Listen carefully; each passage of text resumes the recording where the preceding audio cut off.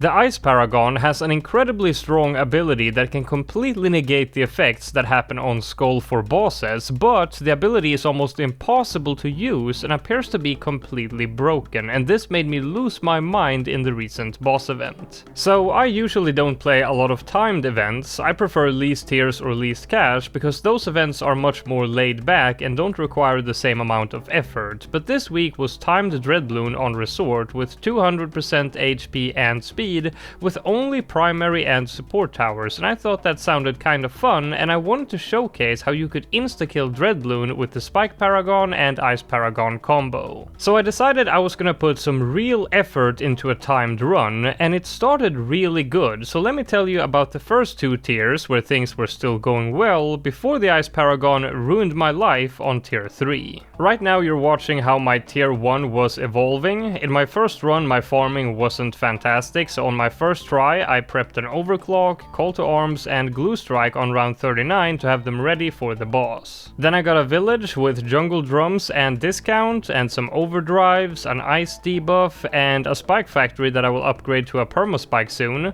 I use my overclock on it and then sell the overclock, and then I play some more tax and then use the call to arms and then sell it and then use the rest of the money to upgrade the spike to tier 5. When buying all of the upgrades I also make sure to do it in the right order to make use of the monkey knowledge to get cheaper primary upgrades, and then when starting the boss I let the permaspike take care of the primary immunity and then sell it to upgrade the ice to tier 5, and then I used the glue strike, and this gave me a time of 14.66 seconds. The second time around I spent less money on upgrades early so I could afford to use homeland instead of call to arms on my towers, and because of this 3 of my attacks are only tier 3 when the fight starts, but this time I'm gonna do some quick micro to not only sell the permaspike for Esprit, but also sell my glue strike to upgrade 2 of my tags. This gave me a time of 12.13 seconds, shaving off more than 2 seconds, but then I redid my farming to go for something much better.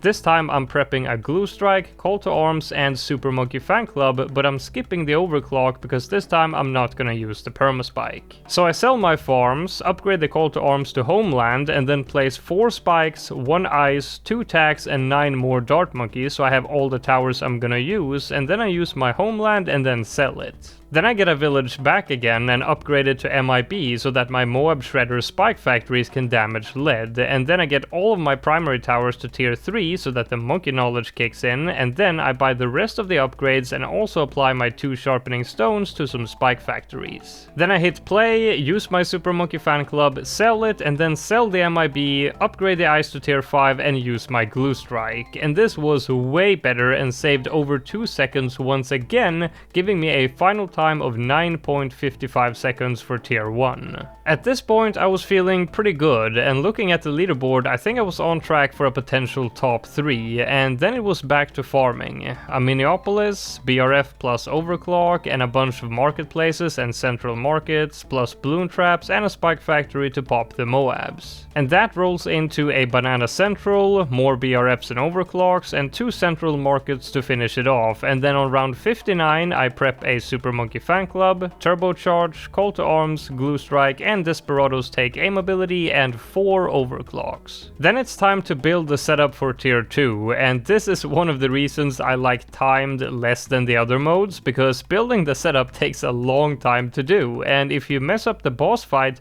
you gotta build it all over again, unless you build it on round 59 and lose out on 1 round of farming. So the setup consists of an overclocked supermines and 10 Moab Shredder spikes with 3 sharpening stones and an MIB to make sure they can damage lead, then enough darts for a double Plasma Monkey fan club using Geraldo's Rejuve potion, an overclocked tax zone, overclocked permacharge with a Gary fire, and an overclocked Golden Justice. I also got both ice debuffs and the glue strike, and everything has homeland activated on it, and everything is in the range of the primary expertise, which has more range since I used a Desperado take aim ability on it. it. So I start the fight, use the Plasma Monkey Fan Club and Permacharge, and then rejuve, Plasma Monkey Fan Club again, and then use the Glue Strike once the primary immunity is over, and thankfully I didn't mess it up, so I didn't have to build the setup again, and this gave me a time of 16.90 seconds for tier 2. Looking really good. Then it was back to farming again. I got myself a giant Opolis, and overall the farming went pretty good. Since you have a lot less towers available this week than normal, there isn't too much complexity to the farming, which kind of levels the playing field a bit, which is kind of fun for someone who doesn't stand a chance in out-farming the top players, as we saw in the boss tournament. So I made a decent amount of cash for tier 3, but this is where everything went to hell.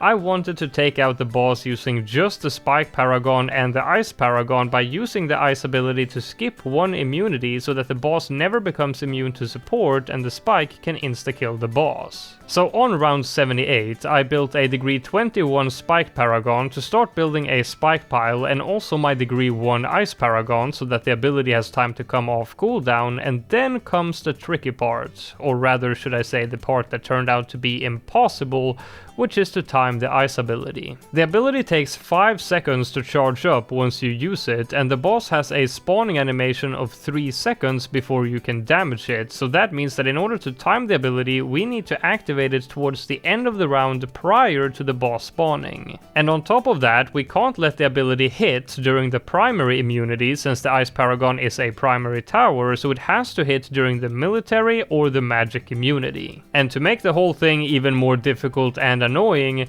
round 79 is a very long round, so every time you fail, you have to revert to a save state that you made on 79 and play that long round each attempt, making this a very time-consuming process. And as you can tell, the spikes almost instantly take out the first 3 immunities, so we have to time when the ability lands to such an incredibly precise moment, only a few frames or less depending on how big of a spike pile you have. So how are we going to do this? Well, my first idea was to check how long round 79 is using a bot in my Discord, and turns out it is 60 seconds, and if the boss has a spawning animation of 3 seconds and it takes out the primary immunity in a tiny fraction of a second, we want to use the ability slightly less than 2 seconds before round 79 ends. So I set up a timer next to my game, and I started the round at the same time that I start the timer, and I recorded both on the same screen so that I could review the footage frame by frame in my editing software,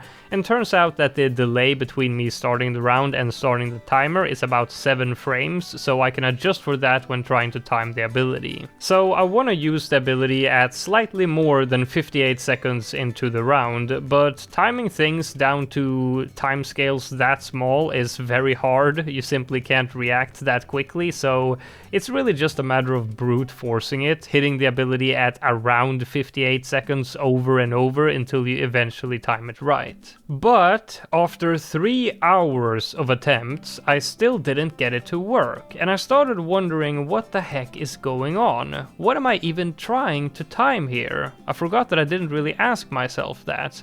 When does the ability really freeze a skull? So I went into my editing software to review some test footage. Here I am using the ability in Sandbox, and at first I thought that the ability lands when the wind animation ends and these ice shards starts to appear in the center of the screen. But then I noticed that the bad was not being frozen until a few frames after that. Then I reviewed similar test footage but on the boss itself, and turns out that the skull only gets frozen yet another few frames after that. So you have 3 different possible timings here. Am I trying to time when the Ice Paragon smashes its hands into the ground and the sort of ice animation hits the screen? Or am I trying to time when the bloons gets frozen a few frames later?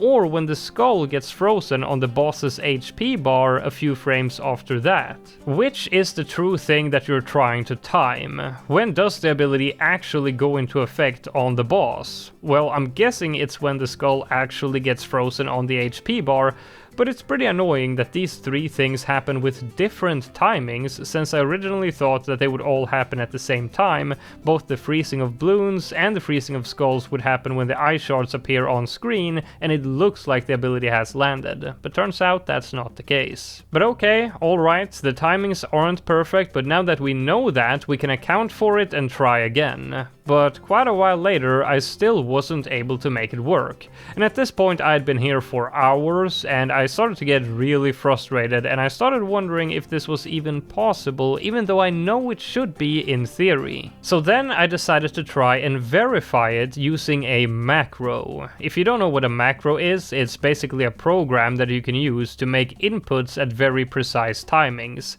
So I set it to hit the start button on round 79, and then the ability button 2 seconds before the round ends. This, by the way, is not legit. You're not supposed to use macros in ranked, at least in my opinion, but I wasn't actually gonna use this if I could get it to work. This was just to verify that it does indeed work in practice and allow me to find the correct timing so I could then attempt to do it manually. And I spent yet another 3 hours trying this with a macro, recording every attempt, putting it into my editing software to review the timings and then adjust it by microseconds in the software over and over again, but to no avail. I just couldn't get it to work. Eventually I realized that I shouldn't be using the Spike Paragon's attack speed ability because that could potentially affect timings, and I already had enough damage anyway, so I stopped using that, but it still didn't work.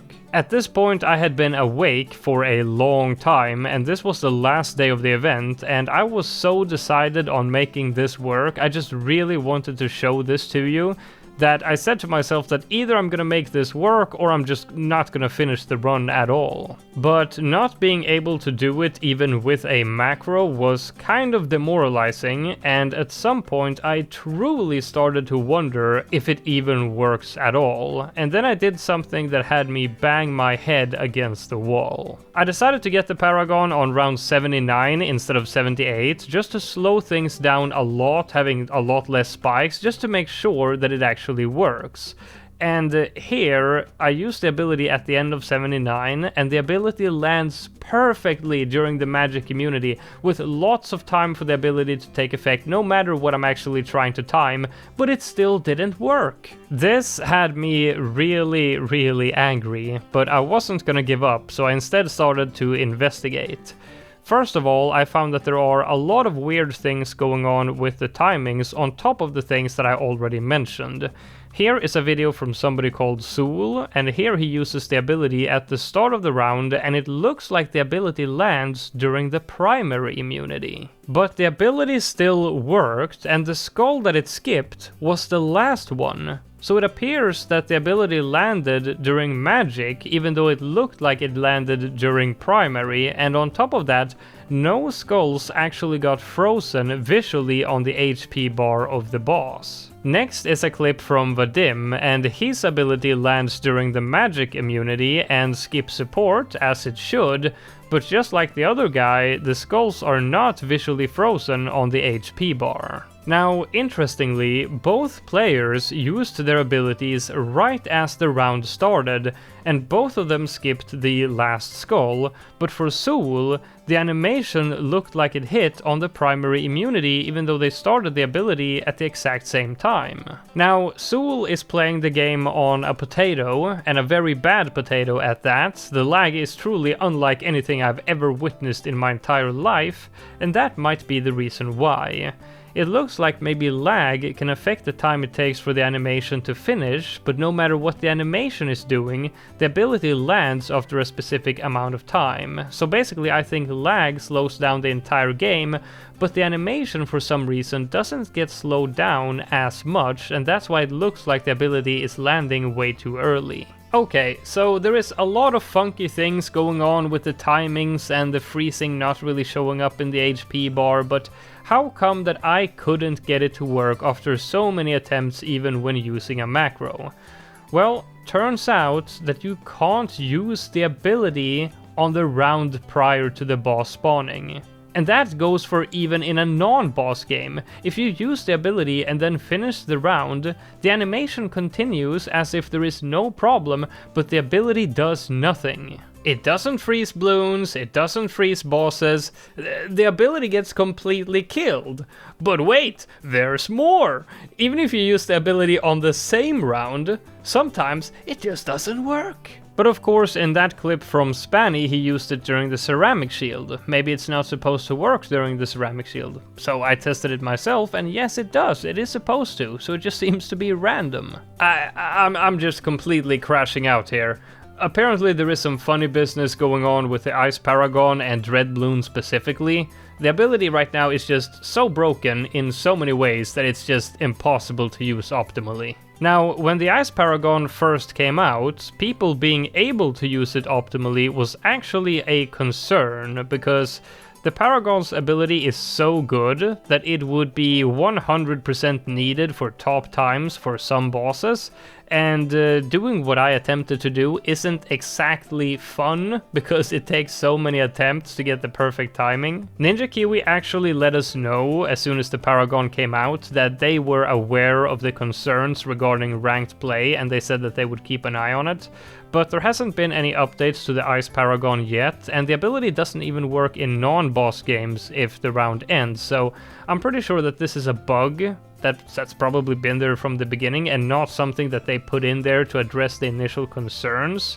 Especially since this doesn't just apply to the round before the boss spawns, it also goes for any round during the fight as shown here. And as you can imagine, since the ability takes 5 seconds, the round ending during that time is gonna happen a lot, even to casual players, and that kinda hurts the gameplay, so I doubt this was intended. I decided to ask them real quick if it was intended or not, but I didn't really give them a lot of time to get to the bottom of it before I finished making this video, so I don't really have an answer for you. The person I talked to wasn't 100% sure, but I decided to test if this issue is also only for Dreadbloon, as I suspect some other issues are, but this issue seems to happen for all bosses. So, long story short, the Ice Paragon's ability is completely broken in several different ways, and I think the fact that it takes 5 seconds to activate is a problem too. Like, it's not a big problem for something like the Sub Paragon for many reasons. Like, that's okay. But for this particular ability, like, if you can cut it down to 3 seconds, so you don't need to use it the round before, that would take away a lot of the pain that comes from trying to use this Paragon in this way. So if they can cut down on the activation time and make sure that the ability lands when the animation finishes, both for freezing bloons and bosses, and fix the issue that it seems to be having with Dreadbloon specifically, of the ability sometimes not working at all, even when it's activated the same round, then the ability would work as it should, I guess. So, a lot of problems here. I'm pretty sad I didn't have time to finish my run after learning all of this, because all this happened on the last day of the event. I started very late. There weren't a lot of good scores on the leaderboard at all this week, probably because a lot of the good players didn't want to deal with these issues. So, unfortunate that I didn't finish out, because I think this was a pretty easy top 3 medal, in time no less, which I usually don't play. But nevertheless, we learned a lot in this video, and I hope you enjoyed my rant about it all. We're probably going to see some changes to this tower in the next update, both in terms of bug fixes and balance changes. It's still a very new tower, so no surprise that there are some things that still needs to be tweaked quite a bit. Leave a like if you enjoyed the video, and I will see you in the next one.